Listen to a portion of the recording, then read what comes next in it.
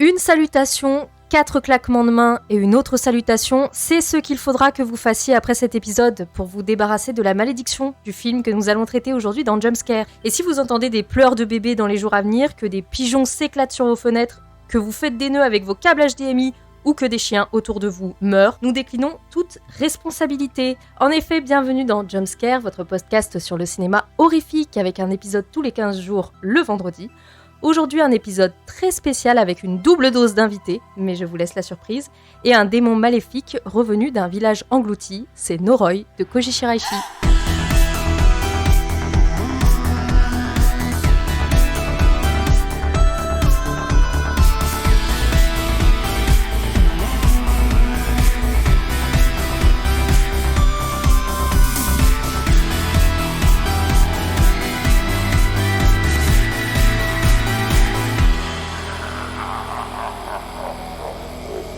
Noroi, The Curse est un film d'horreur japonais de type faux documentaire et found footage, donc il y a un double effet qui se coule, réalisé par Koji Shiraishi et sorti en 2005.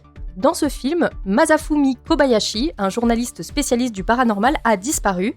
Sa femme est retrouvée calcinée, sa maison brûlée, et une équipe de journalistes reçoit une caméra contenant un documentaire vidéo.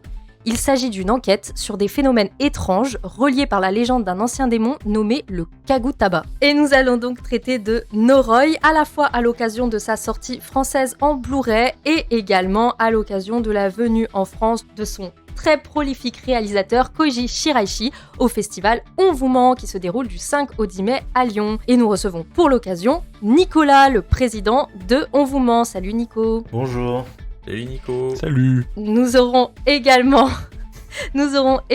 avec nous ce soir Romain qui pour une fois n'est pas host. Alors ça fait quoi d'être chroniqueur lambda ? J'ai les mains dans les poches, je suis en calbar, j'aime beaucoup ce qui se passe actuellement. Et Mais ça c'est tout le temps. Qui d'autre que la vice-présidente dont vous montre pour présenter cet épisode en plus finalement. Exactement. J'ai pris le festival j'ai pris le podcast en otage. Nous aurons également Dario. Salut Dario. Hello. Et enfin, en dernier, et pas des moindres, Mathieu. Salut. Ainsi qu'un invité très spécial en fin de podcast.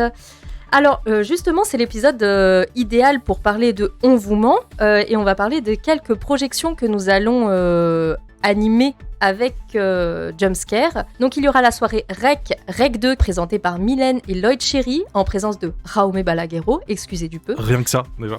Eh oui, impressionnant.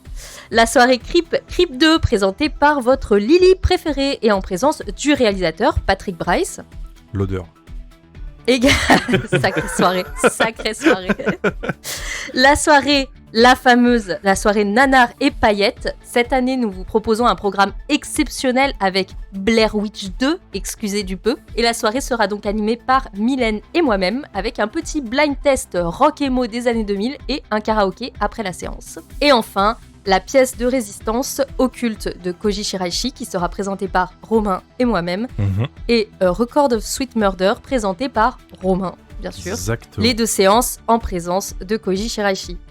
Et n'oublions pas la table ronde Avengers du found footage. Je ne sais même pas si ces personnes ont déjà été réunies au même endroit.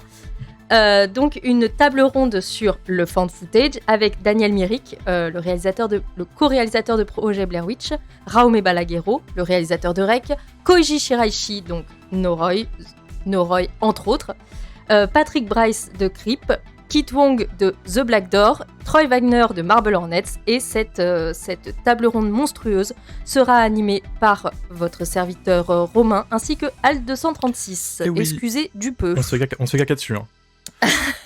on comprend l'enjeu.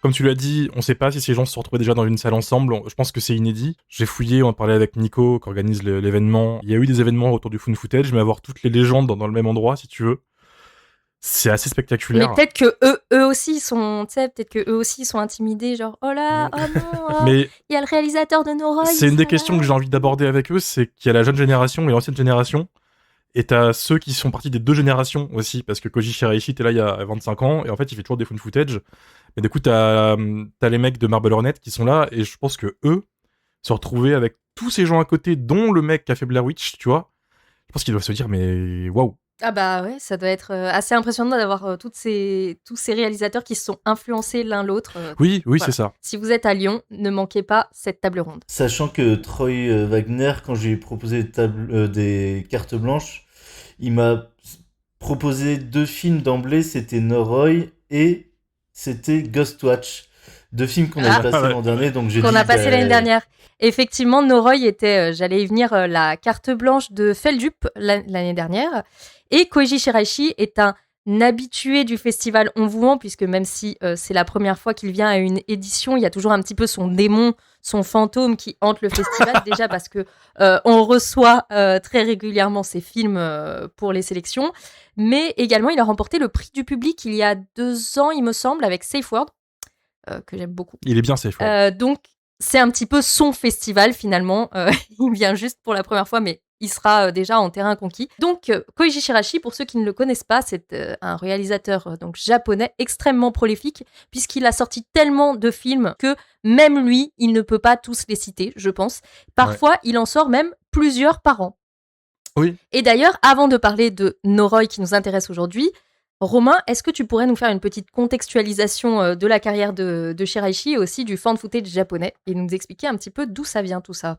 Alors, je vais essayer d'être concis, ce qui est compliqué parce que c'est très vaste. Déjà, juste la carrière de Shiraishi, comme tu l'as dit, c'est une machine de guerre. C'est-à-dire que le temps que vous réveillez et que vous fassiez votre café, il a tourné 3 found footage.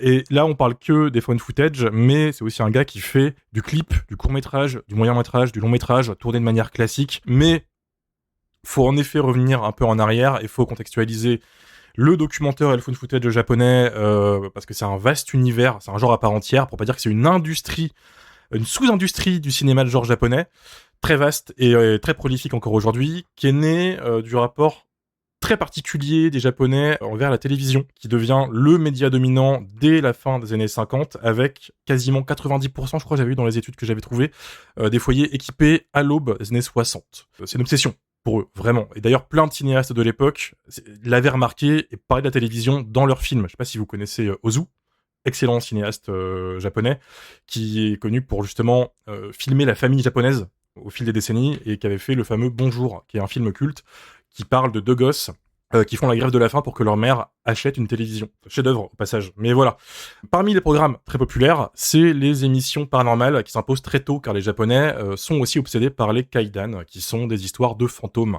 Et avant la télévision, cette obsession est passée par des livres, des écrits, etc. Mais évidemment, dès que la télé va s'installer, des tonnes d'émissions paranormales vont naître et la plupart mettaient en scène justement ce qui va devenir le futur modèle esthétique de tout le found footage japonais. C'est-à-dire que ces émissions compilaient surtout des témoignages paranormaux avec des interviews, des images tournées sur les lieux, un médium qui va soit sur les lieux d'événements paranormaux ou qui est sur le plateau et qui analyse les images.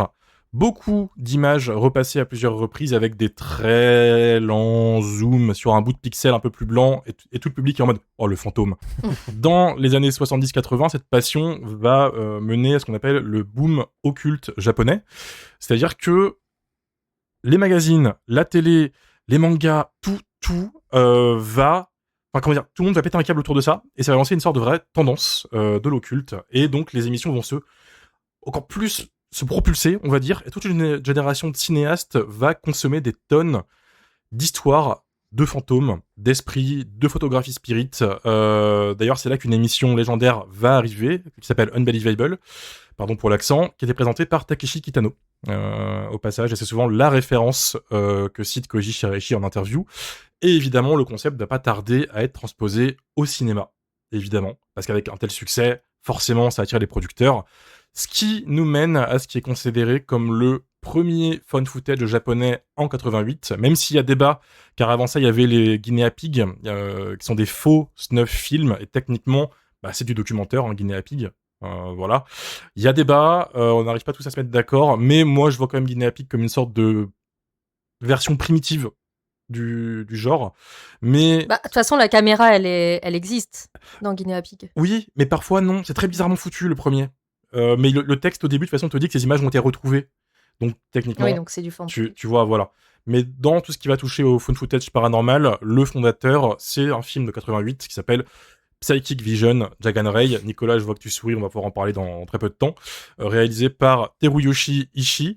Jagan Ray, c'est ce qu'on appelle du V-cinéma. c'est-à-dire que c'est un film qui est dédié au marché de la vidéo à l'époque, qui était en train d'exploser avec l'arrivée massive des vidéoclubs, et évidemment, les gros studios et surtout la Toei se mettent à produire des films rapides à tourner, parfois très courts, souvent remplis d'action, de sang, d'érotisme, et c'est là que des futurs grands réalisateurs du cinéma japonais feront leurs armes, comme, interro surprise, Mathieu, comme... Pardon, je t'écoutais pas. Redis. Ah merde. C'est depuis le début.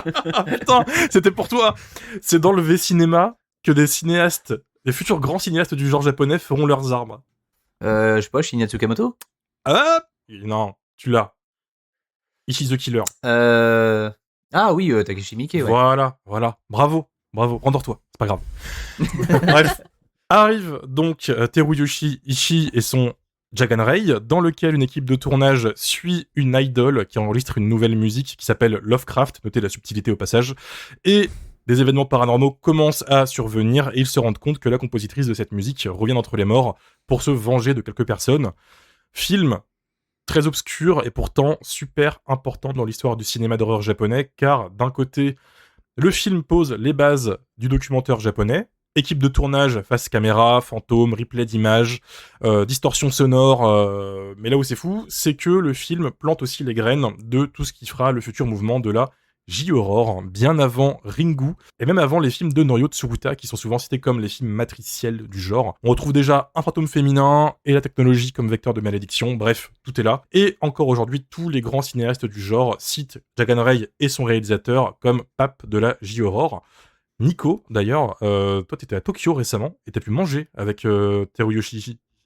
Ouais, j'ai pu le rencontrer. Il m'a payé le resto. Ça a flunché. Le flex. Ouais, c'était super bon. C'était dans son quartier où il a grandi et tout. C'était une très très cool rencontre. Et au plaisir de l'inviter, de le faire venir en France un de ces jours pour une petite projection de Jagan Ray, qui est effectivement un film que j'aime beaucoup, que je trouve assez important, très important même dans le documentaire japonais.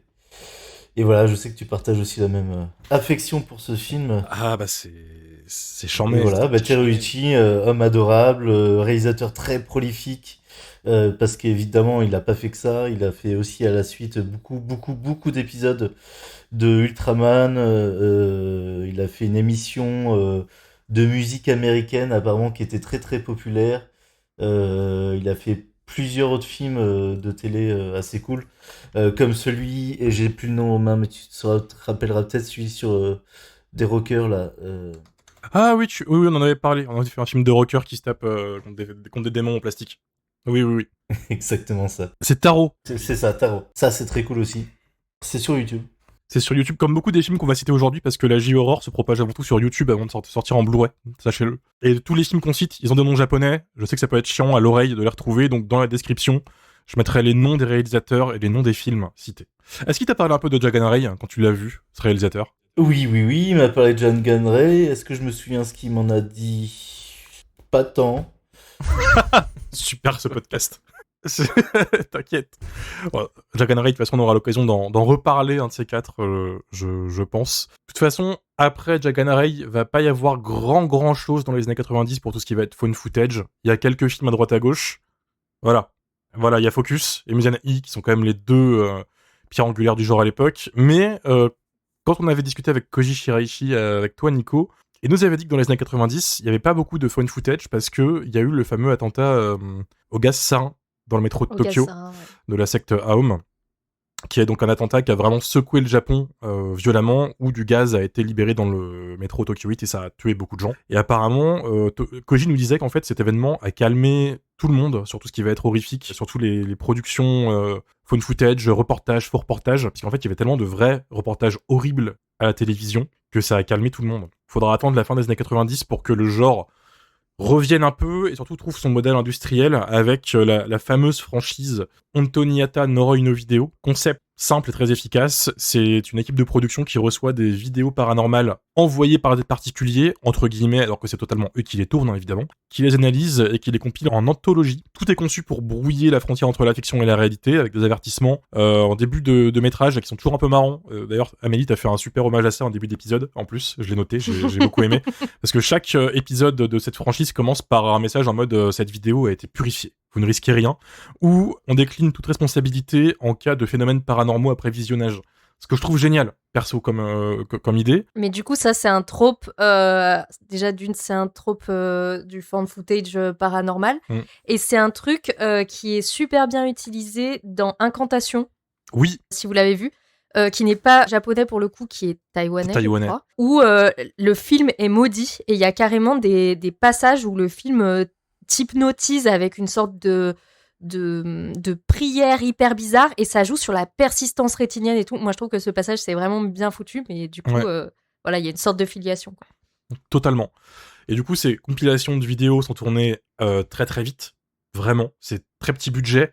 Du coup, ils peuvent en sortir une fois tous les trimestres, ce qui fait qu'actuellement, la franchise est encore en activité avec plus de 150 volumes. Rien à voir avec les Américains qui sortent un VHS par an, grand max. Donc si vous voulez vous les regarder, il y a de quoi faire. J'ai pas réussi à tous les voir ni tous les trouver parce qu'en plus, hors du Japon, ça n'existe pas. C'est un enfer de les choper. Tous ces films sont similaires, hein.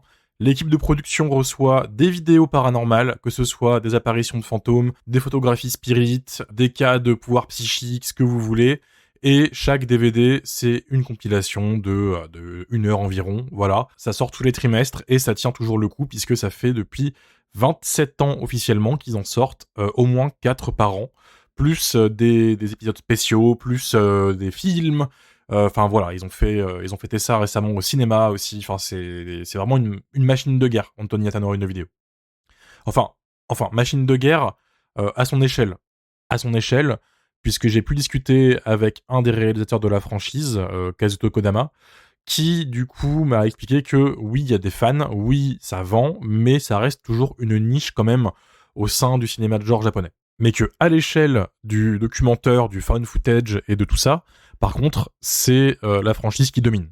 Voilà. C'est une franchise qui va du coup engager beaucoup de jeunes réalisateurs, ce qui arrange les deux parties, parce que d'un côté, des réalisateurs se font de l'expérience facilement, et du côté de la production, ça leur fait un roulement de main-d'œuvre pas cher, qui change tous les 3-4 ans, ce qui permet de renouveler indéfiniment la franchise, ce qui en a fait une sorte de mastodonte au fil des années, qui s'est décuplé en sous-franchise, parce que souvent les réalisateurs de cette franchise quittent Anthony Tanori de vidéo pour lancer leur propre franchise du même style. Ce qui fait que depuis 2010, il y a une 50aine de très longues franchises de found footage japonais de ce genre, comme Tokyo Video of Horror, Sealed Video, tout ça, enfin c'est infini, qui fait que le genre du coup devient une sorte de rouleau compresseur, c'est infini. Et parmi tous ces jeunes réalisateurs se trouvait à l'époque un jeune bébé, Koji Shiraishi, qui était là, tout bébé, tout imberbe, déjà adepte du faux documentaire, puisque son premier film était déjà un documentaire, Violence Men, 98, je crois. Il avait trouvé le concept à la fac, en disant ouais, mais si je tourne comme ça, en fait, mon film il est réaliste, tout en coûtant moins cher. Et il en fera son style à l'infini, puisqu'encore aujourd'hui c'est ça. Il en a fait plusieurs des Anthony Tanori no vidéo, et il se fait repérer par Hiroshi Takahashi, scénariste de Ringu, entre autres, qui va le présenter à Takashige Ishise, qui est producteur de Ringu, Darkwater, Ju-On et j'en passe. Et ils vont papoter un peu et ils vont se dire on devrait faire un faux documentaire. Et ils commencent à écrire tous ensemble Noroi, The Curse, ce qui nous mène un petit peu à ce projet, qui est du coup un film assez friqué, contrairement à ce qu'on peut penser. C'est le plus gros budget de Koji Shiraishi, même devant son dernier film, produit par Warner, Kinky. Et ça va se planter. Totalement. Le film fait un gros flop en salle au Japon. Pourtant, ils avaient mis tous les moyens pour faire croire que c'était réel. Hein. Il y a une actrice très connue, j'ai pas son nom sous les yeux, mais c'est celle qui joue Riku dans Final Fantasy X pour les gros gamers qui nous écoutent. Il y avait un site internet qui te faisait vraiment croire à des trucs de possession autour du film. Il y avait le blog du journaliste dans le film, etc. Tout était vendu pour te faire croire au fait que c'était réel et pas un film, comme pour Blair Witch quelques années avant. Il va même pousser le vice Koji Shiraishi à faire une émission télé qui va vendre Noroi comme des vraies images, en fait, parce qu'il va réaliser son propre remake de Ghostwatch. Ghostwatch, on l'a évoqué tout à l'heure, très rapidement, c'est une farce télévisuelle qui est sortie en 92 sur la BBC, réalisée par Leslie Manning. On en a parlé dans le podcast, si ça vous intéresse, il y a un vieil épisode dessus, saison 1, il me semble, ou saison 2, je sais plus, mais ça commence à remonter. Avec Nico, d'ailleurs, je crois. Avec Nico, les débuts de Nico chez Jumpscare, premier épisode on vous ment, dans lequel une émission télévisuelle dédiée à justement des fantômes et tout va partir en couille, et il y a des vrais événements paranormaux qui vont se mettre en place sur le plateau. Mais comme les gens pensaient que c'était une vraie émission télé et pas un film, ils y ont cru. Et du coup, le standard de la BBC a explosé, les gens gueulaient en mode « Ouais, mon gosse, il est traumatisé, qu'est-ce qui s'est passé, les gars, et tout ?» Enfin bref, gros drama, mais du coup, ça, c'est peut-être une des plus grosses pierres angulaires du genre. Et Koji Shiraishi va faire son remake de Ghostwatch, une émission télé, donc Dark Tales of Japan, où plein de gens seront invités sur le plateau pour visionner des vidéos paranormales et dire si elles sont vraies ou non, ou alors est-ce qu'elles font peur, etc. Et Koji, ce petit malin, glisse une scène de Noroi dedans, et ils vont diffuser la scène où la chanteuse, l'idole, va dans les bois avec ses deux collègues et se rend compte qu'ils sont observés, il y a quelque chose de bizarre. Et ils vont passer un extrait qui n'est pas dans Noroi au final, ça doit être une scène coupée, où elle se balade et il y a une main noire un peu fantomatique qui se met sur elle et on le voit que en repassant les images. Et du coup, le public va péter un câble et après on t'annonce qu'en fait c'est pas une vraie vidéo, c'est dans Noroi. Voilà, c'était un peu pour faire de la pub pour le film. Ouais. Ça ne sauvera pas le film du flop, malheureusement. Le film arrive en queue de comète de la J-Horror, malheureusement, donc il n'aura pas de distribution internationale. Donc Noroi reste au Japon et va circuler de disque dur en disque dur, concrètement, et se faire une réputation comme ça. Et je vais m'arrêter là, et vous laisser dire ce que vous avez pensé du film, quand même, parce que là, je monopolise la parole. Mais voilà, c'était Noroi et Koji Shiraishi rapidement. Bah merci, je te redemanderai ton avis sur le film en fin d'épisode pour que tu nous dises un petit peu ton ressenti. Bien sûr. Mais d'abord, je vais demander à Nico son avis sur Noroi et son expertise en tant que grand expert du fan footage. Bah écoutez, que dire de Noroi si ce n'est que pour moi ça représente un monument au Japon, évidemment. Il y a plusieurs grands films japonais du faux documentaire comme L'évaporation de l'homme, évidemment, et en deuxième, celui qui me viendrait, c'est directement Noroi the Curse. Koji Shiraishi, c'est vraiment pour moi le réalisateur qui a le plus embrassé le genre du faux documentaire dans sa carrière. Et effectivement, il en a réalisé beaucoup. Il a réalisé des films un peu plus found footage, des films un peu plus faux docu, des films un peu plus documentaires presque. On parlait de Safe Word, c'est une romance lesbienne sadomaso, donc rien à voir par exemple avec Noroi. Tu l'as pas cité, mais un des films qui lui a fait découvrir le genre, c'est arrivé près de chez vous. Oui. Je voulais pas spoiler je voulais pas spoiler l'invité de fin de ce podcast, puisqu'on n'a pas dit qui c'était. Alors que c'est dans le titre de l'épisode, il s'est annoncé partout. Mais oui. Il annonce sa première réponse dans l'interview, c'est ça, je crois. C'est arrivé près de chez vous. Donc un peu cocorico, parce que la Belgique, c'est qu'une région de la France, évidemment. mais c'est logique aussi, parce que c'est un film qui a beaucoup circulé et beaucoup inspiré. Donc voilà, Koji Shiraishi, on est évidemment très très content de le faire venir pour la première fois en Europe, et précisément en France. Et Noroi, bah écoutez, c'est un film que j'ai découvert il y a, je sais pas, 15 ans, en DivX, sans savoir que c'était un faux docu, sans connaître Koji Shiraishi à la base. Donc j'ai découvert avec ce film-là, frappé assez rapidement par la qualité du faux documentaire, le côté enquête, parce qu'on est vraiment sur un film qui fait une enquête, et aussi par la profusion et la générosité de médias. Donc c'est-à-dire que effectivement on suit de manière principale un enquêteur paranormal qui fait des vidéos, donc un peu comme ce dont parlait Romain, c'est ces vidéos qui va sortir en VHS, et c'est entrecoupé en même temps de plein de médias, d'émissions de télé, etc. Super bien faites. Vraiment, il y a un vrai soin apporté, je trouve, aux reconstitutions de tous les médias. Et c'est juste un plaisir, quoi. Ça nous donne plein de choses. Et en même temps, il y a ce côté un peu enquête, très terre à terre, ces jeux de pistes que pose le film, est très caractéristique aussi, évidemment, du du faux docu japonais horrifique.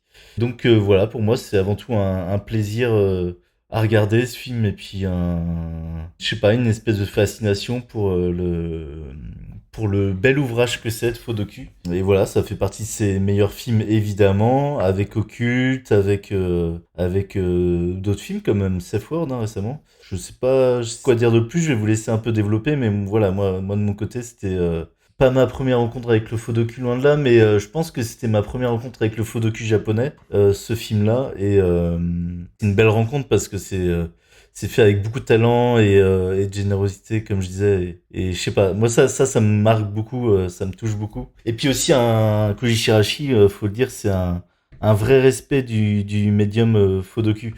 Oui. Les Américains, par exemple, eux, ils vont vite faire des faux docu ou des fun footage en s'en foutant un peu De la contrainte. de la logique d'où viennent les images. C'est-à-dire les caméras intradiégétiques, souvent, chez les Américains, ils vont foutre des champs contre champs, alors que t'es censé avoir qu'un seul caméraman. Ça, c'est un truc qui m'énerve facilement. Mais voilà, c'est un fait, les Américains, ça fait partie de leur grammaire de ce genre de film-là. Et au contraire, les faux docu japonais, et évidemment Koji Shirashi le premier, il a un vrai respect de ce médium, de cette narration. On sait toujours d'où vient la caméra, elle est toujours justifiée, et ça, c'est quelque chose auquel je tiens un peu, donc voilà. D'ailleurs, Koji Shirashi peut vraiment dire que c'est un des spécialistes du genre, au point où il a écrit un livre, un guide Oui, de réalisation de faux documentaires, qui n'est évidemment pas disponible en France. ni en anglais d'ailleurs. C'est dire à quel point c'est quelque chose qui l'intéresse et qu'il essaye de transmettre. Ça n'a jamais été traduit.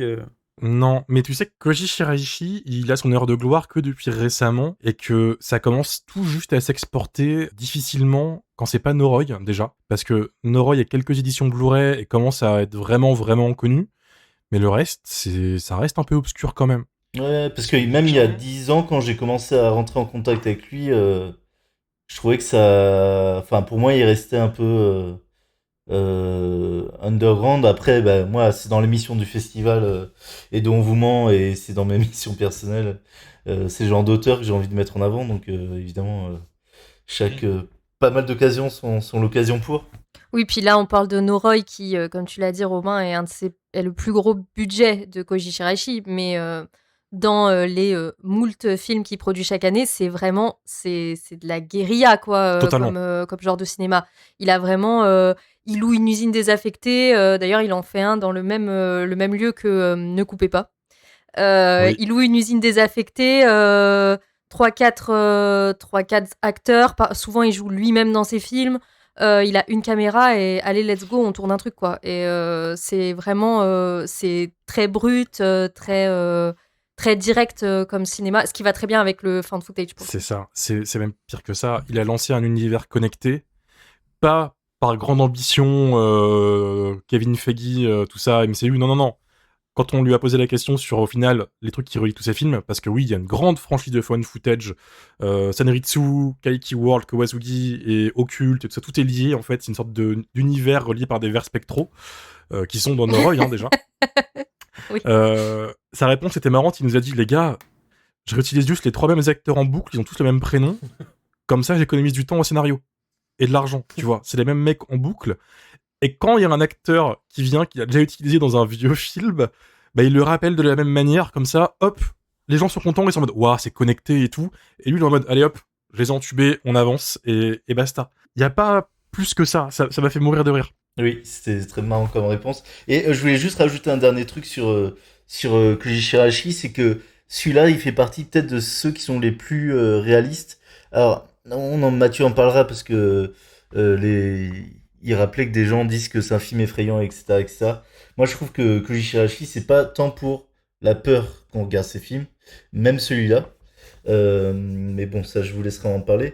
Mais par contre, lui, c'est vraiment dans les plus réalistes, les plus sérieux. Et je trouve qu'au fil des années, il va aussi développer quelque chose d'un peu plus manga aussi dans certains de ses films. Et je pense à un de ses films qu'on avait reçu qui était cool. Celui où il voyage à travers des Là, portails, on là. est carrément des fois dans des mangas des fun footage manga en live action. Et c'est vraiment assez plaisant. J'aime vraiment bien son style et des fois c'est très drôle. Enfin bref, des fois ça glisse des petites choses sur le Japon, sur la société japonaise, mais vraiment placé là de manière presque anodine des fois. Noroi the Curse, évidemment, j'invite tout le monde à le voir.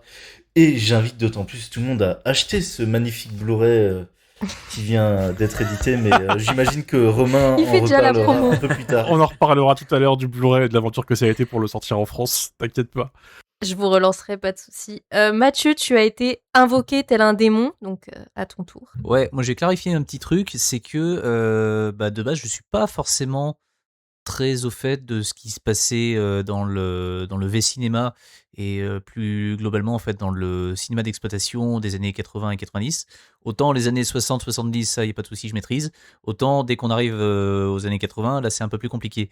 C'est pas que ça m'intéresse pas, c'est juste qu'en fait il y a des tonnes et des tonnes et des tonnes de franchises, de films, de trucs complètement dingues et que je sais que si je commence à mettre mon nez dedans, j'en ai pour des mois et des mois quoi. Donc je sais qu'il y a un monde, mais je manque de temps en fait pour pouvoir plonger la tête la première dedans correctement quoi. Donc voilà, j'ai fait l'impasse en fait sur pas mal de titres issus du V-cinéma japonais et en fait Noroi était dedans. Mais le truc c'est que on m'a vendu ce film comme étant quelque chose d'absolument terrifiant et que si je devais en voir un dans tout ce qui était sorti en fait à cette époque-là, film found footage, petit budget, machin tout ça, effrayant quoi, c'était Noroi quoi. Et en fait comme tout le monde, je l'ai téléchargé et en fait les sous-titres étaient dégueulasses, ce qui fait que ne voyant pas de DVD ni de Blu-ray en fait arriver, je me suis dit ouah, il y a que cette version en fait pour voir le film. Les sous-titres sont dégueulasses, ça se superpose par rapport aux écritures japonaises et tout. Enfin, c'était chiant, c'était très très chiant à regarder. Je crois que j'ai regardé 3 minutes et puis c'était tellement décalé, c'était tellement mal foutu qu'en fait j'ai abandonné. Donc j'ai enfin pu découvrir Noroi, donc il y a vraiment quelques jours. Et en fait mon attente était grande quoi. Et comme disait Nico, c'est un film qui, je sais pas pourquoi, a cette réputation de film d'horreur japonais, peut-être pas terminal, mais en tout cas qui se situe en fait au même niveau que les grands classiques, quoi, les Ring, les Darkwater, les Ju-On the Grudge et compagnie. Et peut-être aussi parce que, comme disait Romain, il est en queue de comète de cette période, de tout ce qui était enfin la vague de la J-horror. Et j'avais un petit peu enfin, les mêmes attentes qu'avec ces grands classiques, quoi. Ce qui fait que quand j'ai enfin découvert le film, donc il y a quelques jours, moi ce que j'attendais à la base, c'était pas forcément un faux documentaire ou un found footage. Je venais surtout voir un énorme film d'épouvante. Voilà, pas forcément ce que j'ai eu quoi. Donc je reconnais en fait les qualités au film, comme quoi enfin vous l'avez dit, un des meilleurs films de Koji Shiraishi, même si je suis encore une fois très très loin d'avoir vu la majorité de ses films, vu que le mec en fait un toutes les semaines. Mais par contre, voilà, je comprends pourquoi le film a cette espèce d'aura culte, de truc qui a circulé un petit peu de disque dur en disque dur ou sous le manteau ou quoi. Mais par contre, je pense que je suis vraiment pas la seule personne à s'être fait un petit peu brain par cette espèce de fausse réputation qu'on lui colle de film le plus terrifiant de cette période dans la catégorie des films d'épouvante japonais. Non, c'est faux. Enfin, le film, il peut faire un petit peu flipper à 2-3 moments. Je pense que la scène finale, qu'on va pas spoiler, a potentiellement beaucoup joué, a beaucoup pesé dans la balance, parce que de fait, les autres films face auxquels il était en concurrence, donc tous les classiques qu'on a cités précédemment, sont des films classiques, avec une narration classique, donc c'est pas du tout du found footage ou du documentaire. Là, il y a un côté faussement réaliste qui peut peut-être mettre plus à mal certains spectateurs ou comment dire, générer une gêne supplémentaire. Moi, le found footage, en fait, enfin, j'ai un petit peu de mal. J'ai un petit peu de mal. Dès que je vois un truc en fait qui techniquement n'est pas bon ou qu'il y a un jeu d'acteur qui me paraît trop acteur justement et pas assez naturel, j'ai tendance à sortir un petit peu du truc. Donc là, ça s'est produit aussi à plusieurs reprises. Je sais pas, il faudrait potentiellement que je le revoie. J'ai pas crié au génie, j'ai pas passé un mauvais moment non plus, mais j'y suis allé peut-être en fait avec les mauvaises Ouais. avec les mauvaises intentions. Je voulais voir vraiment un film qui me terrifie parce qu'on me l'avait vendu comme ça pendant des années et des années. Or, c'est pas du tout le cas. C'est un très très bon fan footage, c'est un très très bon faux documentaire. Est-ce que je le range en fait au même niveau que tous les grands classiques japonais de la même période? Non, clairement pas. Après, bon, je le reverrai avec plaisir quand le Blu-ray sortira. Mais voilà, petite déception pour ma part, quoi. Après, tu dis que le film, il est pas effrayant. Je suis d'accord pour dire que c'est pas Ju-On, mais il y a quand même, pour moi, des trucs qui sont très efficaces. Le night shot dans la forêt, qui est très surprenant. On s'attend pas du tout à avoir une image comme ça, et je la trouve vraiment efficace. La scène de fin dont tu as parlé, qui est très frontale avec cette caméra qui est au sol, qui bouge absolument pas, et on sait déjà ce qui va se passer, et c'est vraiment très frontal sur la caméra. Je trouve quand même qu'elle est plutôt efficace, que c'est une bonne scène de faux docu. Et il y a... moi, j'aime bien, je l'ai déjà dit, j'aime bien l'horreur de détails. Et là, on a vraiment une accumulation de petits détails qui, pris séparément, ne seraient pas forcément très effrayants. Mais dans le cumul des trucs, les pigeons, les nœuds, les machins, les dessins... Les chiens. les chiens, fait qu'il y a une sorte de surenchère de petits trucs horrifiques qui fonctionnent bien ensemble, je trouve. Et encore, il faisait 3 heures le film à la base. T'as les scènes coupées sur le Blu-ray de chez Arrow, il y a d'autres détails flippants qu'ils ont coupés parce qu'à un moment c'était trop en fait. T'as une sous-intrigue avec les chiens qui disparaissent, qui est coupée. Mais on voit quand même des bouts de ça dans le film, ils retrouvent les chiens. Et il y a aussi l'origin story de Monsieur Ori, le médium totalement fou. Tu vois un bout d'émission, ils disent l'aluminium ça peut enlever les ondes autour de vous et tout, ça vous protège. Et en fait, pas longtemps après, dans le film, t'as introduit à Monsieur Ori, donc ce médium totalement taré, qui est complètement habillé de haut en bas avec de l'aluminium. Meilleur perso du film, au passage. Je sais pas, lui, il m'a sorti un petit peu du truc. Tu vois, à chaque fois que je le voyais, j'étais partagé entre bon, peut-être que ça va être marrant, et d'un autre côté, je me disais, ouais, mais en fait, il faut pas que ça soit marrant. Enfin, je suis censé regarder un film d'épouvante, quoi. Donc, médium aluminium, au bout d'un moment, je te cache pas que j'en ai un peu plein le cul. Koji Shiraishi, c'est toujours drôle en fait, Koji Shiraishi. Ouais. C'est un petit marrant, hein. Oui, je sais, mais encore une fois, j'ai vu quelques-uns de ses autres films, tu vois. Ouais, Cette Ford, moi, je me range à la majorité, c'est faux, enfin, c'est un film que j'adore. Mais là, je sais pas, il y a un truc qui fait que je suis resté un petit peu en dehors, quoi. La première heure, je dis pas que je l'ai subi, mais j'ai vraiment trouvé le temps long en me disant putain, quand est-ce que le film démarre? Et au bout d'un moment, quand les éléments commencent à se connecter, je me suis dit aïe, c'est bon, c'est maintenant, ça y est, c'est le film se lance à ce moment-là, quoi. Et en fait, on arrivait quasiment à la fin, tu vois. Donc, je sais pas, faudra peut-être que je le revoie en fait en sachant ce que je vais voir, tu vois. Là, mon attente était peut-être un peu trop haute. Est-ce que c'est Mathieu le Kagutaba de cet épisode, ou est-ce que ça va être le Kagutaba habituel, à savoir Dario? Dario, qu'est-ce que tu as pensé de Noroi? Bah, ce sera Mathieu, hein, le Kagutaba de cet épisode. Bouh, ça change. on va l'exorciser. Pour une fois. Donc moi, c'était mon premier Koji Shiraishi que je regardais, donc je suis littéralement Nico d'il y a 15 ans, comme tu disais, c'est la première fois que tu découvrais, en moins musclé, mais je suis Nico d'il y a 15 ans. J'ai passé vraiment un super moment, je trouve que le film, pour le coup, moi j'y suis allé en connaissant un tout petit peu Koji Shiraishi, parce que depuis qu'on fait le jumpscare, Mylène, Amélie, vous en parlez tout le temps, dire que il fait des films tous les jours, et du coup c'est un peu chiant de réussir à tout voir. Et du coup, je trouve que, pour une raison qui est totalement, métafilmique, où c'est juste en dehors du cinéma, juste sur la façon de faire le film, ça me plaît énormément, parce qu'en fait, on voit tout ce que... On voit ce que j'ai déjà appelé dans le jumpscare, le resource filmmaking, donc le côté juste... on fait un film avec ce qu'on a à portée de nous, avec le budget qu'on nous donne.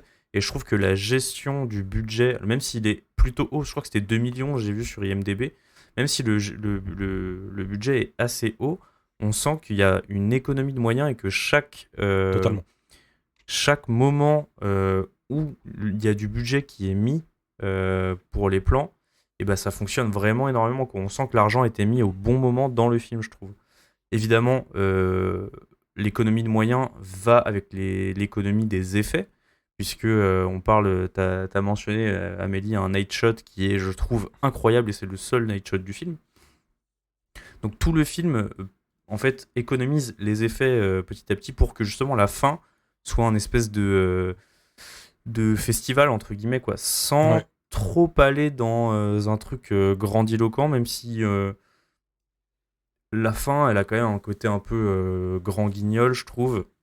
Mais qui est pas dérangeant, puisque en fait, juste avant, t'as 1h50 de film qui te raconte que y a un démon qui est en train de bouffer la Terre, quoi, grosso modo. Oui. Avec des vers spectraux, tout ce que tu veux.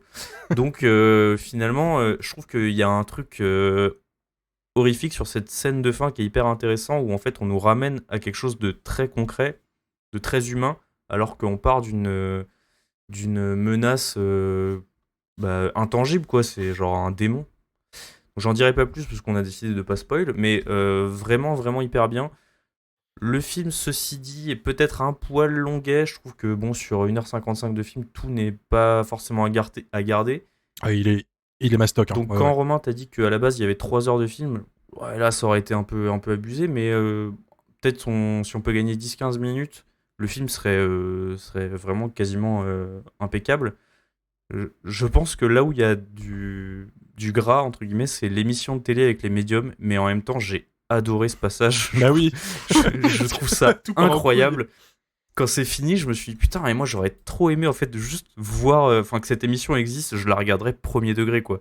L'espèce de télé-réalité avec des enfants médiums où on va leur faire passer des tests pour voir Mais qui oui. voit quoi et tout. Je trouve ça génial, je trouve que c'est une super idée.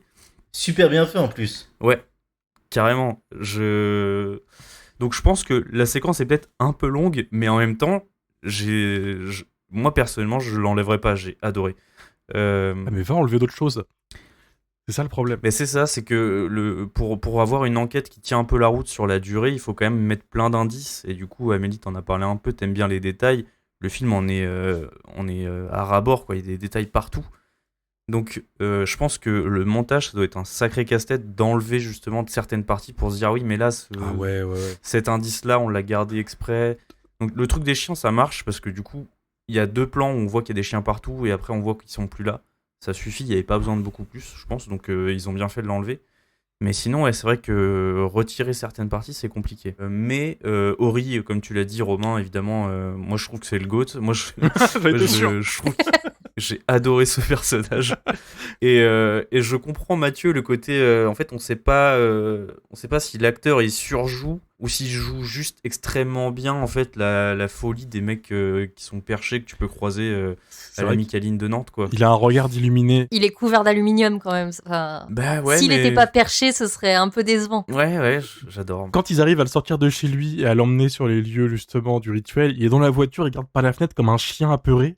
Ouais. Et d'ailleurs, c'est en grand angle un peu fisheye sur ses yeux qui sont en mode qu'est-ce qui se passe? Il a l'air d'être vraiment défoncé. Mais tu vois, un des trucs moi qui m'a un petit peu sorti du film quand même, c'est justement que le mec est tellement déchiré qu'il y a des moments il est juste imprévisible et que alors je me rappelle plus forcément à quel moment ça arrive précisément dans le film, mais l'équipe de tournage il la fout dehors de chez lui. Tu vois, les mecs arrivent et tout, commencent à lui poser des questions, le mec pète un câble et l'équipe de tournage en fait se fait éjecter et ils sont là excusez-nous, pardon, excusez-nous. Et puis après en fait pour faire avancer le truc, ils retournent chez lui et le mec les accueille comme si il ne s'était rien passé avant, tu vois.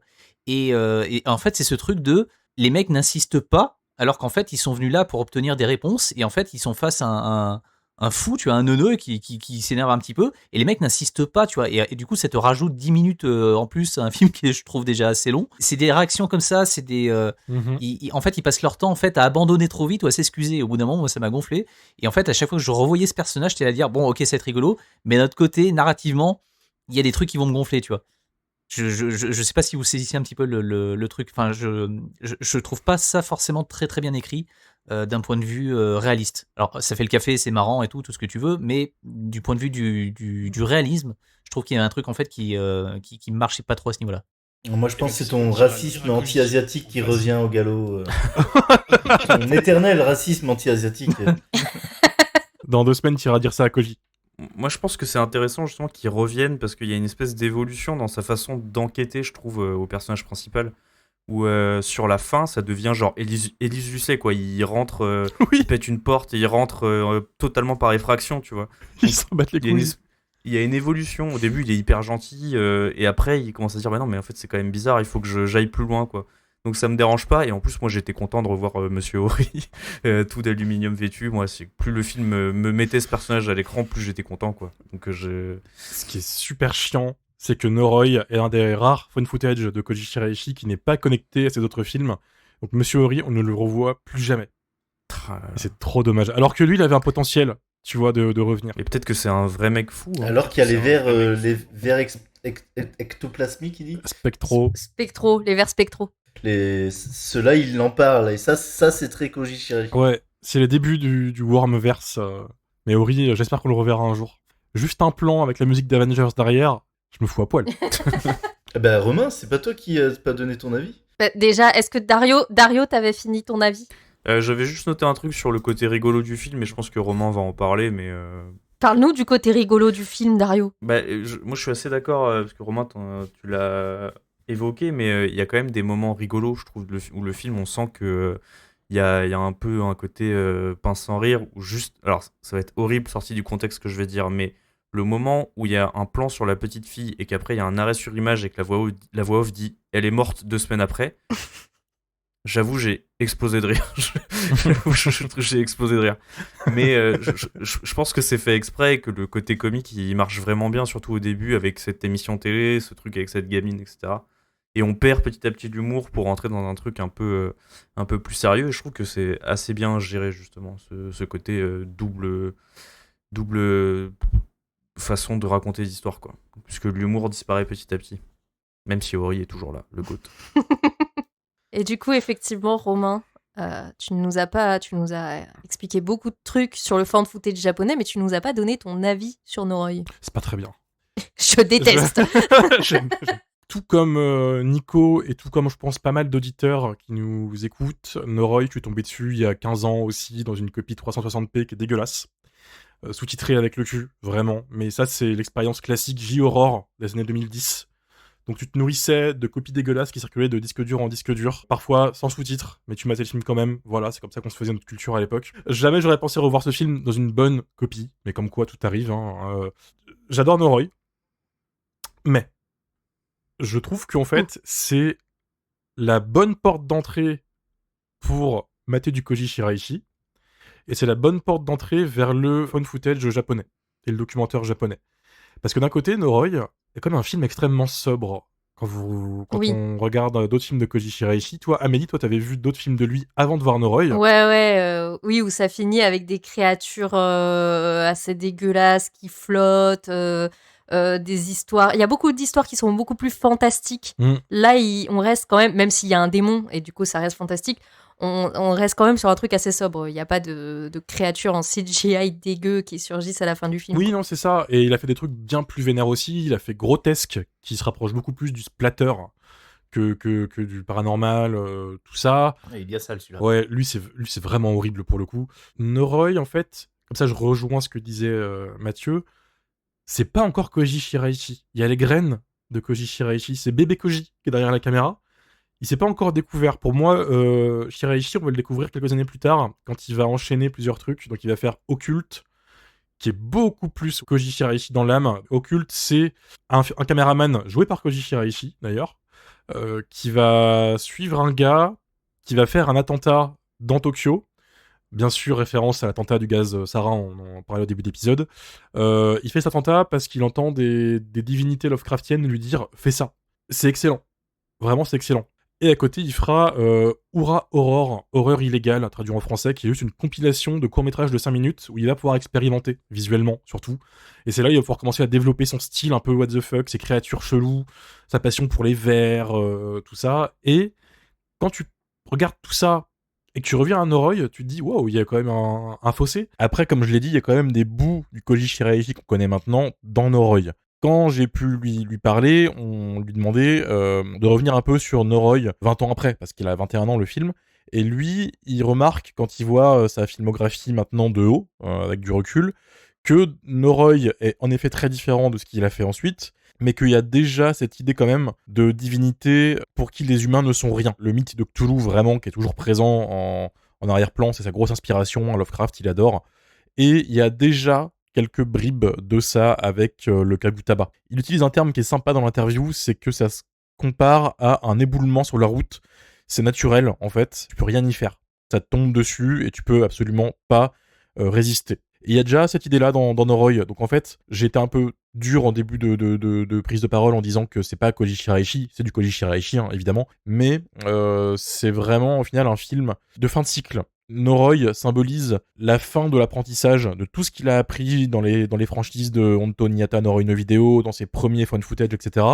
Et après, avec tout ce bagage, il va se lancer et développer un peu ses obsessions et s'éclater. Et c'est pour ça que je pense que Noroi est un parfait documentaire paranormal, mais qui manque un petit peu d'épices quand même. La viande, elle est très bien cuite, mais malgré les moments de fulgurance de Monsieur Ori, du vrai moment de flip de la fin, parce que quand il court dans les bois et qu'il tombe sur des chiens morts, je n'étais pas rassuré, je peux vous mentir, et qu'en plus le film montre une connaissance technique irréprochable de tous les types de médias, archives vidéo, photos, night vision, émissions de télé, et même malgré l'ambiance qui est excellente tout le long, et ben au final, il n'y a rien de très original dans Noroi, quand tu prends un peu de recul.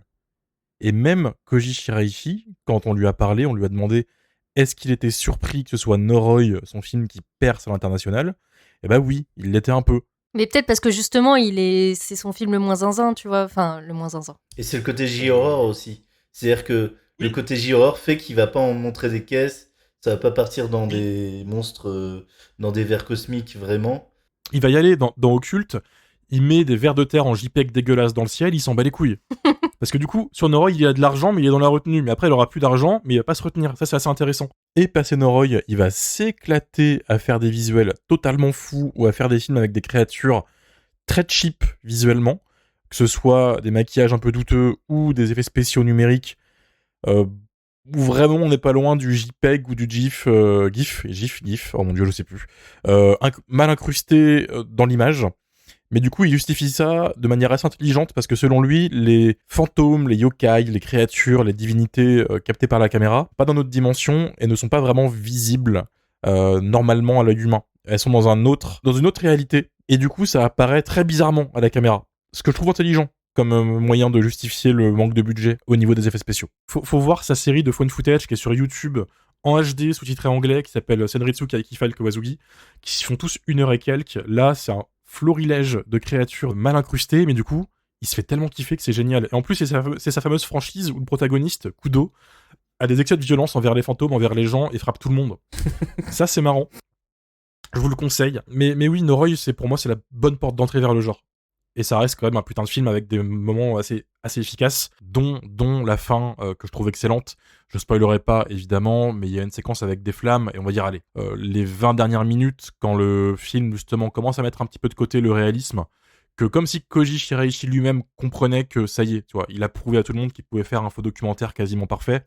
Maintenant, on accélère un peu et il se fait plaisir. Et il y a 2-3 scènes que je trouve viscérales dans le dernier acte. Je trouve qu'elles sont extrêmement bien mises en scène et que la séquence dans la baraque, pour pas aller plus loin, pour pas spoiler, tu sais que ça va partir en couille, tu sais que quelque chose ne va pas. Tout le film mène à ce moment-là et ce climax est extrêmement bien géré, vraiment. Et c'est quand même de base un des défauts du found footage d'avoir des fins de merde. Et Noroi est un des rares found footage qui a une excellente fin. Grand film. Juste pas mon Koji préféré. Not my Koji. Not my Koji. Ouais, moi je cite souvent Occulte en préféré, et ça s'entend. Toi, c'est Ura, ça serait lequel? Ça, c'est une très bonne question. J'adore Ura Horror. Record of Sweet Murder, qui passera à Envoûment. Le hasard fait bien les choses. C'est incroyable. fou. Qui c'est qui le présentera? C'est moi. M'a mis une bonne claque. Il a une particularité technique aussi, ouais. Bah ouais, alors, comme ça on va pouvoir pitcher le film pour les gens qui veulent venir à Envoûment. Ça date de 2014, ça se passe dans un seul appartement. C'est toujours ce caméraman qui s'appelle Tashiro, qui arrive dedans avec une collègue à lui, et en fait il tombe sur un mec totalement fou qui doit tuer 27 personnes parce qu'une voix lui a dit, encore une voix Lovecraftienne, tout ça qui le fait chier, mais ces 2 dernières personnes qu'il doit tuer, faut que ce soit un couple qui s'aime vraiment. Le film est tourné en un seul plan. Et il y a 2 langues différentes. C'est des Japonais contre des Coréens qui s'embrouillent. Et le truc, c'est que du coup, ce Coréen fou qui veut tuer les Japonais tombe sur un couple. Il veut les tuer. Sauf que le délire, kidnapping, menace, agression, tout ça, bah le couple japonais, ils sont en mode « Oh, j'adore ». Concrètement. À un moment, le Coréen menace de viol la meuf du Japonais, et le Japonais fait « Mec, c'est notre délire !»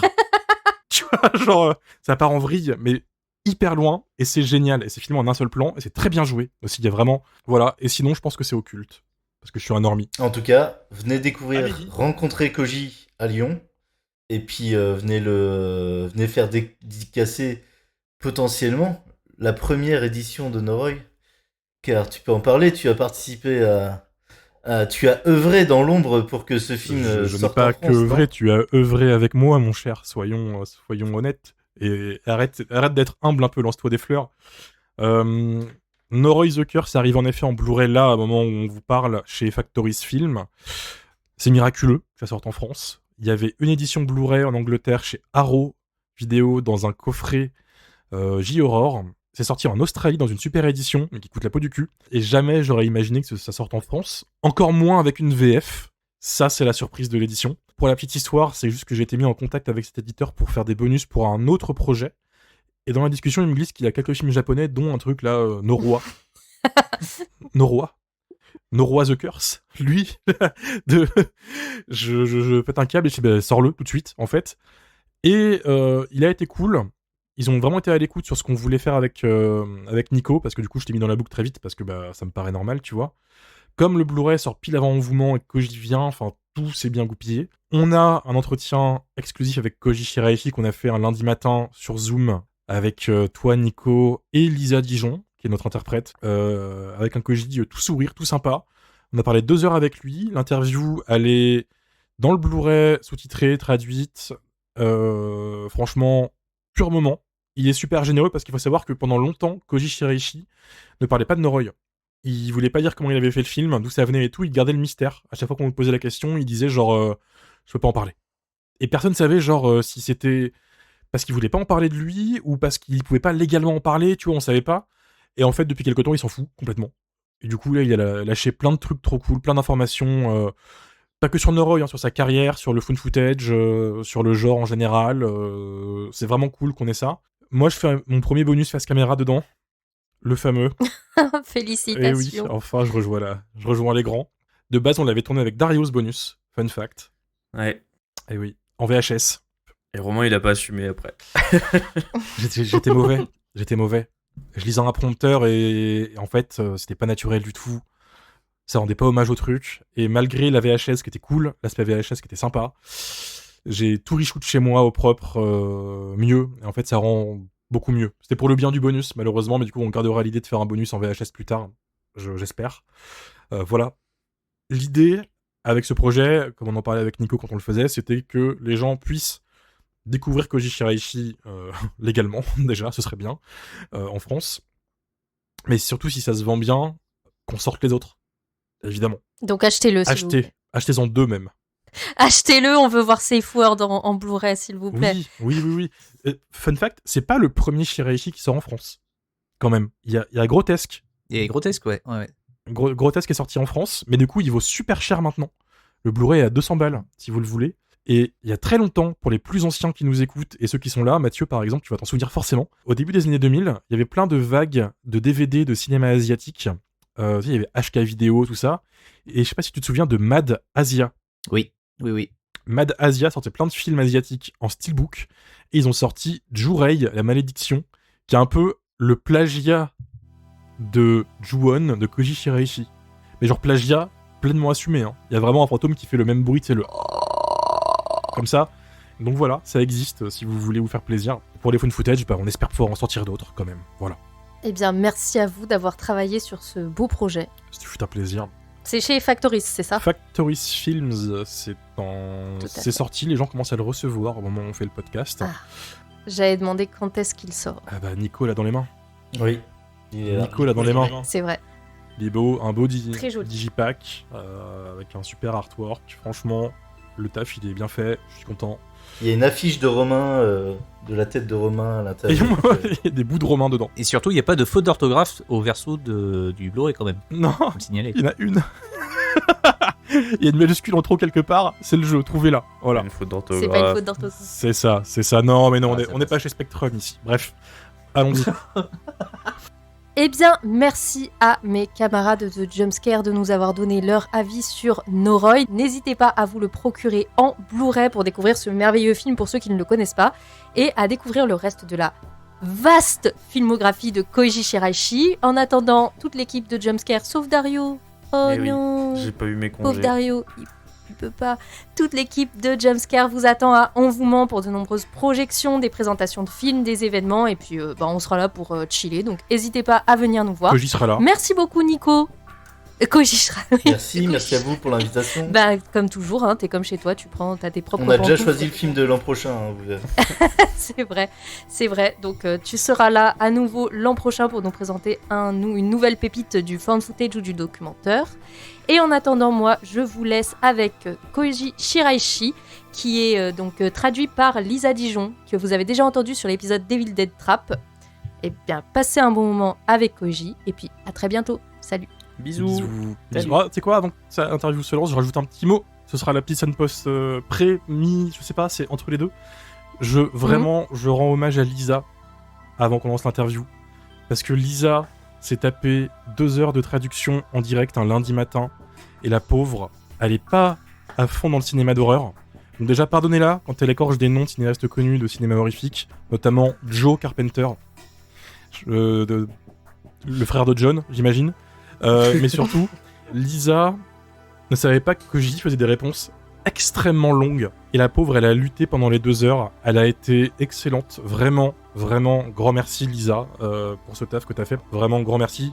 Comme pour l'épisode Evil Dead Trap, dites merci Lisa en commentaire. Et dernier point, cette interview, c'est une version courte de l'interview qui est sur le Blu-ray. Sur le Blu-ray, elle fait 47-48 minutes. Elle est sous-titrée avec quelques images en plus. Et évidemment, vous voyez Koji qui vous parle. Là, c'est la version très courte. Parce que on est sous pas vendre un peu quand même. Donc, il n'y a même pas un tiers de l'interview totale. Voilà. Je le redis encore une dernière fois. Merci Lisa. Est-ce que ça serait pas un peu le destin de Lisa? Générique, tout de suite, Mon le Dieu. générique, s'il vous plaît. Vite. Vous avez commencé à faire du faux documentaire et du found footage très tôt dans votre carrière, comme avec Violence Men, par exemple. Qu'est-ce qui vous attire dans ce dispositif de mise en scène ? そうですね。そのスタイルで初めて撮ったのは、Donc, merci pour cette question. Effectivement, mon premier film que j'ai réalisé en 1998 était Violence Men. Avant ça, j'ai regardé un film belge, je ne sais pas très bien comment c'est en anglais, mais il s'appelle Arifureta Jiken. C'est arrivé près de chez vous. Et du coup, en fait, j'avais commencé à regarder pas mal de found footage avec mes amis, et je commençais aussi en amateur à comprendre quelques-uns, à faire des essais moi-même. Et je trouvais ça pas très réaliste. Il manquait quelque chose, il manquait une touche à mon travail. Et j'ai travaillé beaucoup pour savoir effectivement comment est-ce qu'on peut faire des choses plus réalistes pour être vraiment dans le fake documentaire, comme si c'était quelque chose qui existait vraiment. Donc c'était mes premiers essais et qui m'ont vraiment plu.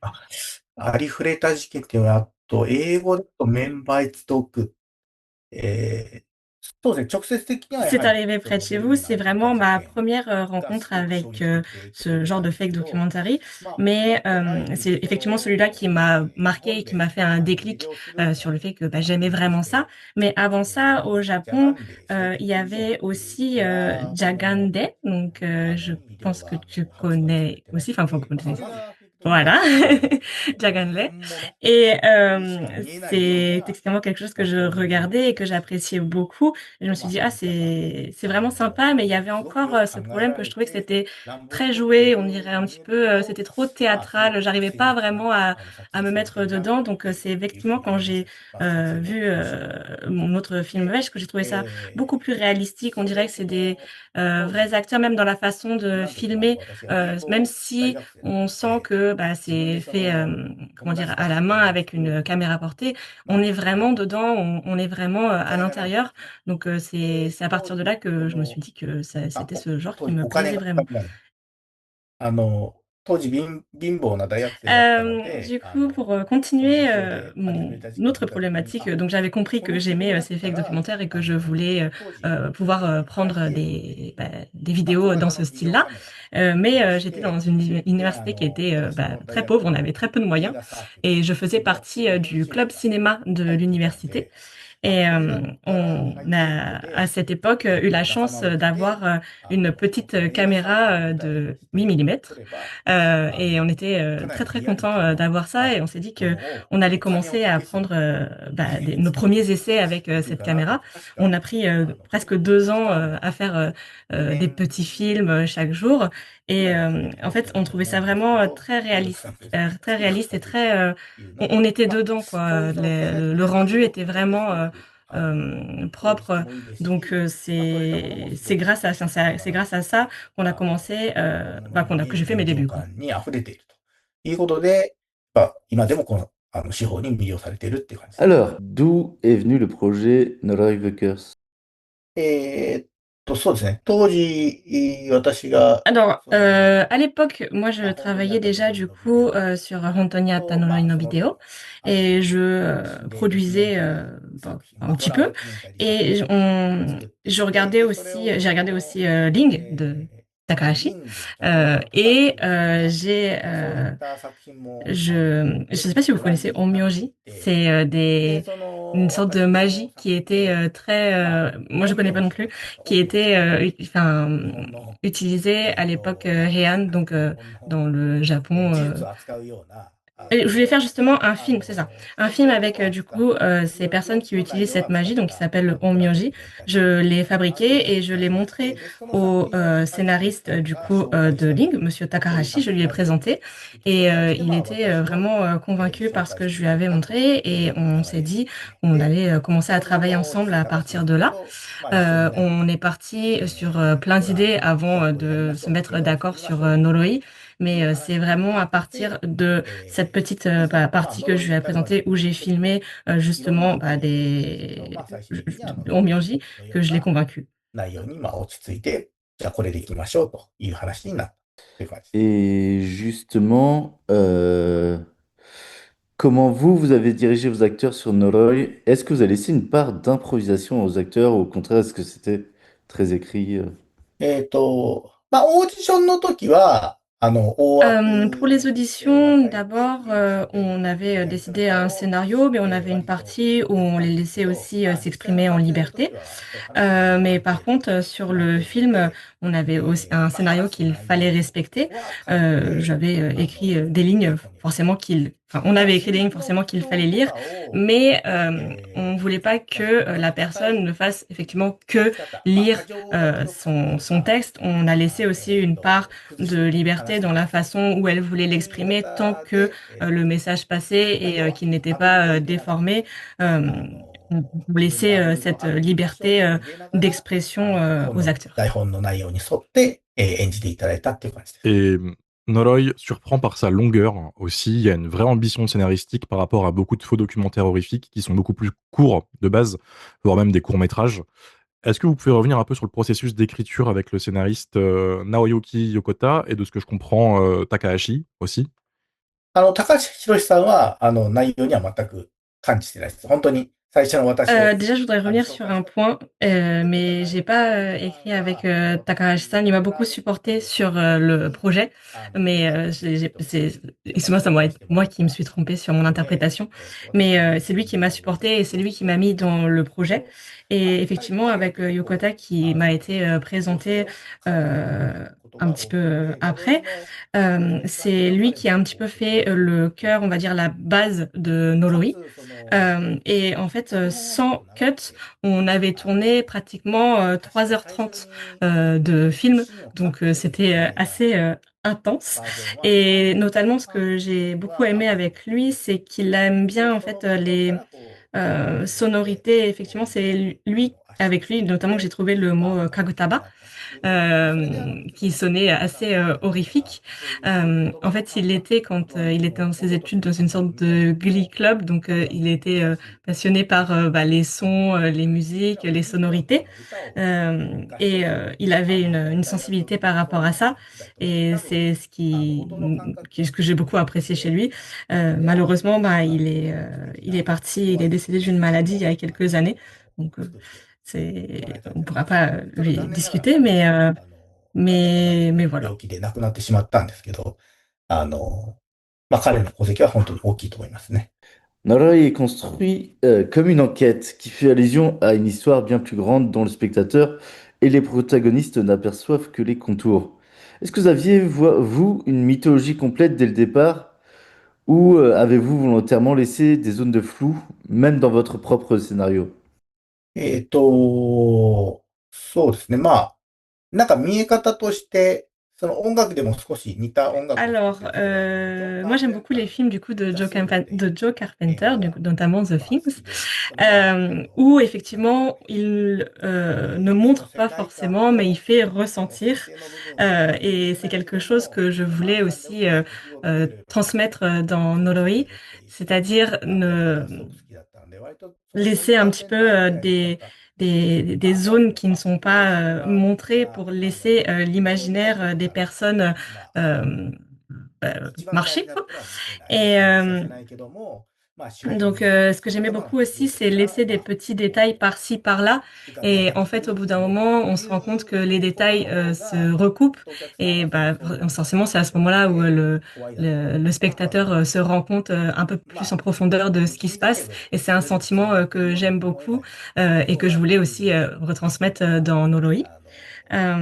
Donc j'ai laissé, c'est pour ça que j'ai aussi laissé des zones floues, que j'ai pas pensé à tout expliquer, parce que j'aime beaucoup le fait de s'imaginer, de ressentir. J'ai vraiment pensé entre la balance entre les deux, entre montrer et ne pas montrer. C'est quelque chose que j'apprécie et que je voulais vraiment mettre dans ce film, avoir un côté un petit peu mystérieux. 考えていたわけではないですけど、こういう隙間を作った方が自分も、Du coup, je voudrais juste rajouter quelque chose sur cette question. Mais en fait, moi, j'ai été beaucoup inspirée aussi par tout ce qui est mythe comme le Cthulhu.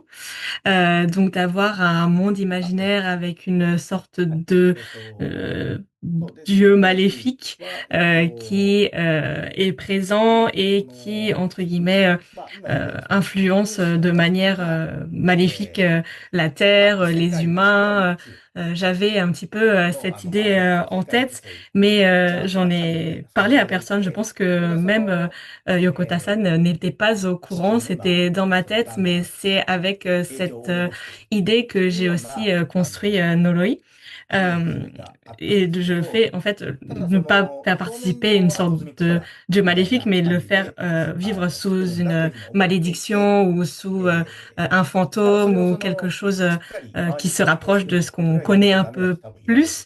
Et je l'ai pas dit directement à la production parce que j'étais sûre qu'on allait me dire que il fallait pas qu'on fasse ça, qu'il fallait qu'on reste sur les fantômes ou sur les malédictions ou sur les possessions ou quelque chose de plus dans ce genre. Mais moi, dans ma tête, j'avais une présence style Cthulhu. Mais j'aime beaucoup ce côté un peu mystérieux. ミステリアスな感じになって面白くなったんじゃないかなと思っています。 Et est-ce que vous pouvez revenir sur le tournage du film, puisque vous dites que vous avez beaucoup tourné. Il y a énormément de scènes dans le film, avec beaucoup de décors, de façon différente de filmer aussi. Il y a la caméra qui suit Kobayashi, les images d'archives, les reportages. Est-ce que le tournage n'a pas été particulièrement compliqué pour vous? そうですね。そういう手法に Alors, effectivement, c'était pas simple. Ce qu'on a fait, c'est qu'on a regardé beaucoup d'émissions de variétés japonaises pour pouvoir effectivement s'inspirer et de rendre vraiment la chose réalistique, notamment, comme je citais tout à l'heure, le Unbelievable, dont participait, écrivait beaucoup Kitao Takeshi. C'est vrai qu'on a remarqué notamment que dans les variétés françaises, on avait beaucoup de ce qu'il appelle Terop. Donc j'imagine que c'est les petits lettres, les petits sous-titres qu'il y a notamment dans les émissions japonaises. Mais nous, au cinéma, on pouvait pas se permettre d'en mettre autant. Donc on voit effectivement que quand on a Kobayashi à l'image, on a quelques-uns, mais on a réduit beaucoup ça parce que sinon, bah, nous, ce qui nous intéresse, c'est vraiment l'image. Euh, donc on a fait en sorte de pas trop en mettre. Après, le fait d'avoir des vrais acteurs qui jouent leur rôle, notamment Madiko, qui est dans le film, ça rajoute le fait que ça rende les choses un peu plus réalistiques, notamment parce que c'est des personnes qui sont habituées à la télévision. Donc, on peut vraiment croire qu'elle est dans un documentaire, que c'est une vraie émission japonaise. Donc, c'était très positif pour nous d'avoir ces acteurs qui sont des véritables stars de la télé japonaise. Ensuite, je voudrais rappuyer sur le point que à chaque fois quand on prenait, qu'on filmait, on s'arrêtait à à chaque cut et on se demandait est-ce que c'était vraiment réalistique? Est-ce que c'était vraiment réalistique? Je pense que j'ai été très embêtant à chaque fois. J'ai répété cette phrase beaucoup de fois quand on était sur le tournage. すごく本物っぽく見えて、それは本当にすごく効果的だったなと思います。On se demandait aussi si vous aviez, alors, est-ce que vous aviez développé un discours sur la société japonaise à travers Noroi? Et si oui, lequel et à travers quels éléments du film? 呪いに関してはそんなに意図的に À l'époque, non, pas volontairement. J'avais pas une idée d'avoir un discours sur la société japonaise par rapport à ce film. Mais l'année dernière, mon film a été présenté pour la première fois au Canada et j'ai eu la chance de pouvoir le revoir sur grand écran. Et je me suis dit qu'effectivement, il y a un thème qui est quand même assez récurrent et que je pense qu'il a été aussi présent dans Noroi, c'est un petit peu d'avoir la présence d'un dieu ou d'une nature ou de quelque chose qui n'est pas visible et d'avoir les humains de l'autre côté.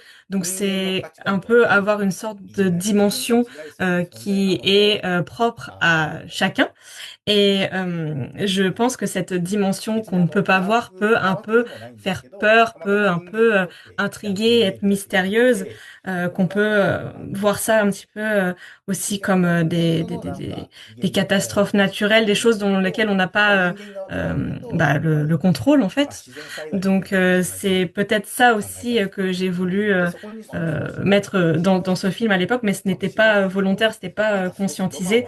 Mais le fait d'effectivement d'avoir une autre dimension, ça peut aussi pousser à l'imaginatif et ça peut faire peur. Et je pense que c'est quelque chose qui m'a toujours inspiré et que j'ai voulu notamment mettre dans ce film inconsciemment. 出てはいるなっていうふうに見直した時に思います。De la centaine de films que vous avez réalisés, vous attendiez-vous à ce que Noroi soit celui qui devienne le plus réputé? En tout cas, hors Japon, en France, États-Unis. Pourquoi a-t-il eu autant de succès au fil des années, selon vous? やっぱ当時ああいう作品が、En fait, c'est vrai que c'était à l'époque on avait notamment des projets Blair Witch qui étaient assez connus et quand j'ai sorti Noloy, en fait, on sentait qu'il y avait un petit peu d'inspiration, mais que c'était un peu différent, que ça a changé, que c'était autre chose, que c'était japonais.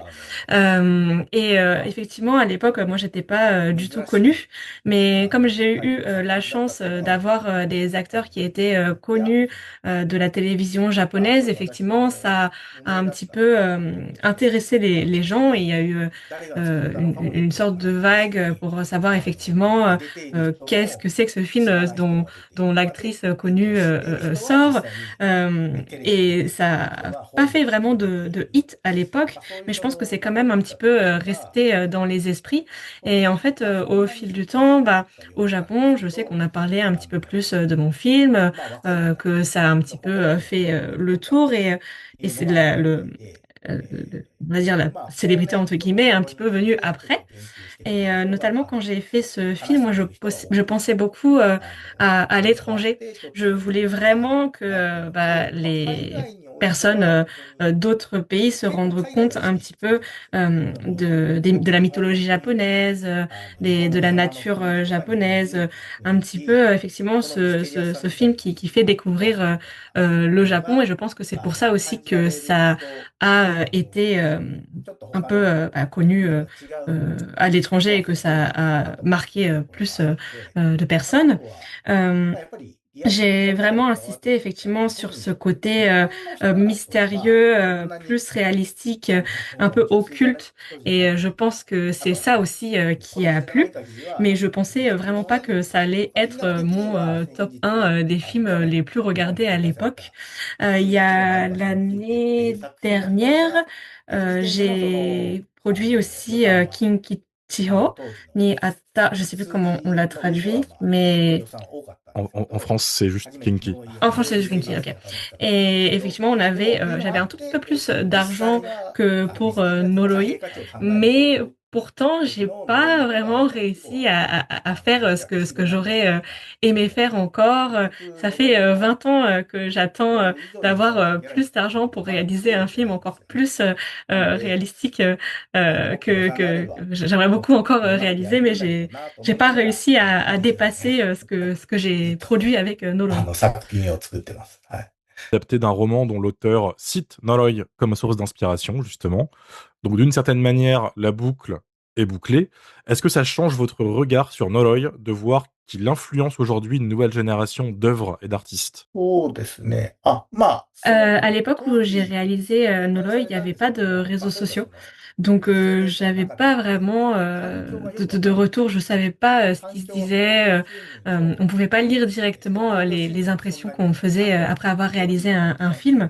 Donc, moi, ce que j'avais fait à l'époque, c'est que j'ai été voir au cinéma mon film et je regardais un petit peu comment réagissait le public. Et j'avais notamment des collégiens en face de moi qui étaient très surpris, et à la fin du film, je les ai entendus parler entre eux et ils se disaient est-ce que c'était un vrai documentaire ou pas, c'était réalisé, ou est-ce que c'était vrai. Donc c'était vraiment très très sympa pour moi d'avoir ces retours.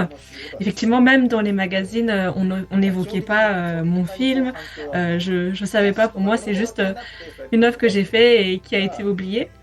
Et en fait, au fil du temps, les années passent et il y a eu les réseaux sociaux qui se sont mis en place, et j'ai commencé à recevoir des messages, notamment par des fans étrangers qui me disaient qu'ils avaient vu mon film et que ils adoraient, qu'ils étaient fans.